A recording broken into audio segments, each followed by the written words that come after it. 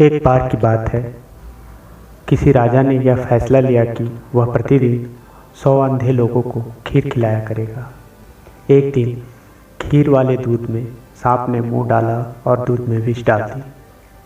जहरीली खीर खाकर 100 के 100 अंधे व्यक्ति मर गए।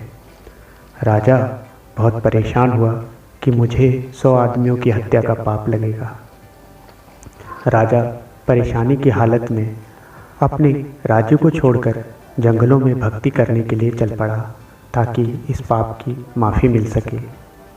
रास्ते में एक गांव आया। राजा ने चौपाल में बैठे लोगों से पूछा कि क्या इस गांव में कोई भक्ति वाला परिवार है ताकि उसके घर रात काटी जा सके। चौपाल में बैठे लोगों ने बताया कि इस गांव में 2 बहन भाई रहते हैं जो खूब पूजा करते हैं। राजा उनके घर रात में ठहर गया। सुबह जब राजा उठा तो लड़की पूजा पर बैठी थी। इससे पहले लड़की का रूटीन था कि वह दिन निकलने से पहले ही पूजा से उठ जाती थी और नाश्ता तैयार करती थी। लेकिन उस दिन वह लड़की बहुत देर तक पूजा में बैठी रही। जब लड़की उठी तो उसके भाई ने कहा कि बहन, तू इतनी देर से उठी है, अपने घर मुसाफिर आया हुआ है और उसे नाश्ता करके दूर जाना है। लड़की ने जवाब दिया कि भैया, ऊपर एक मामला उलझा हुआ था। धर्मराज को किसी उलझन भरी स्थिति पर कोई फैसला लेना था और मैं वह फैसला सुनने के लिए रुक गई थी। इसके लिए देर तक ध्यान करती रही। तो उसके भाई ने पूछा कि ऐसी क्या बात थी। तो लड़की ने बताया कि फलां राज्य का राजा अंधे व्यक्तियों को खीर खिलाया करता था, लेकिन सांप के दूध में विष डालने से 100 अंधे व्यक्ति मर गए। अब धर्मराज को समझ नहीं आ रहा कि अंधे व्यक्तियों की मौत का पाप राजा को लगे, सांप को लगे या दूध बिना ढके छोड़ने वाले रसोइयों को लगे। राजा भी सुन रहा था। राजा को अपने से संबंधित बात सुनकर दिलचस्पी हो गई और उसने लड़की से पूछा, फिर क्या फैसला हुआ। लड़की ने बताया कि अभी तक कोई फैसला नहीं हो पाया था। तो राजा ने पूछा कि क्या मैं आपके घर एक रात के लिए और रुक सकता हूँ। दोनों बहन भाइयों ने खुशी से उसको हाँ कर दी।